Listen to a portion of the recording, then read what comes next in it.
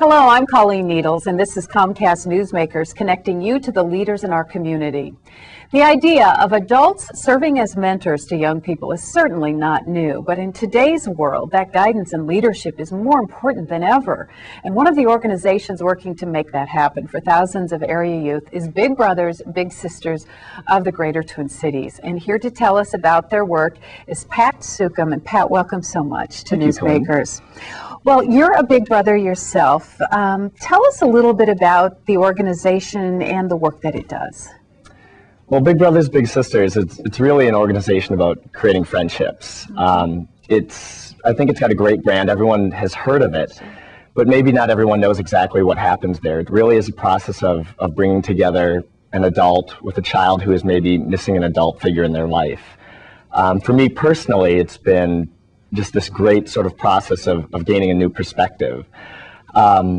Really something where, how I look at it is, I have a lot of friends and family in my life. I'm very fortunate, and most of those, if they happen through happenstance, you meet a friend and you decide this is someone I want to enjoy spending time with. But through this process, it's really a matching process. You make a decision to go forward with this process, and how I look at it is it's just building a relationship. So you start with this younger gentleman, and you maybe meet on the first time, and it's got the awkward silences. It's how do you develop a rapport. And then you just really develop a relationship where you're proud of his accomplishments and he supports you in what you do. That's great. And really just... it's a friendship. Yeah, you're exactly. A friendship. Exactly. Well, everybody's heard about this organization, but what do the volunteers do? I mean, is there a set thing you're supposed to do with your young person, or what are the kinds of activities? I'd say the only qualification you need to be is that you need to be there. So you need to be committed.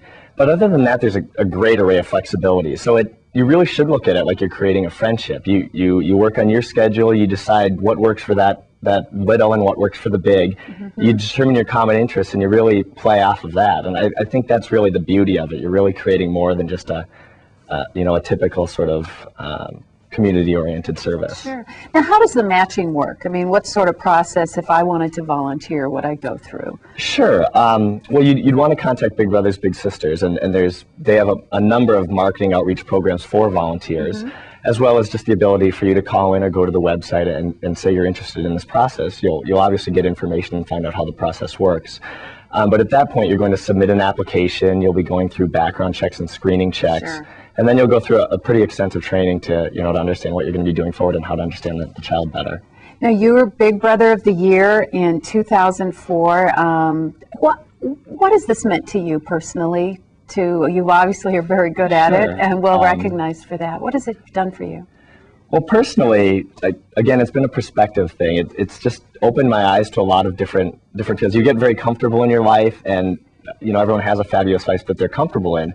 But it really just opened me up to, the lifestyle of someone in a different socioeconomic status, a different family status, as well as just the age difference. I mean, everything looks different through the eyes of a 9-year-old, and now he's 17, and they still look very different.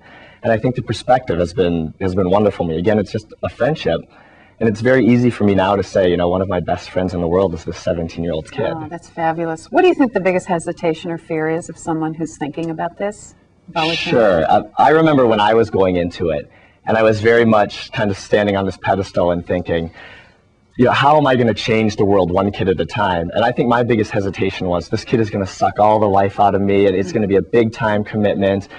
And am I ready to go forward with that? And obviously, stepping into it and seeing how much I've gotten out of it, it's really proven that that's not the case. Well, that's fantastic. Well, thank you so much for the good work that you're doing. It's meant a great deal to you and I'm sure to your little brother. And we know that there are 600 kids that are still on the waiting list. And so if you'd like to learn more about Big Brothers and Big Sisters, we invite you to go to bigstwincities.org for more information on how you can get involved. And that's going to do it for this edition of Comcast Newsmakers. If you have comments or questions, please write us at Comcast, 10 River Park Plaza, St. Paul 55107. I'm Colleen Needles. Thank you for watching.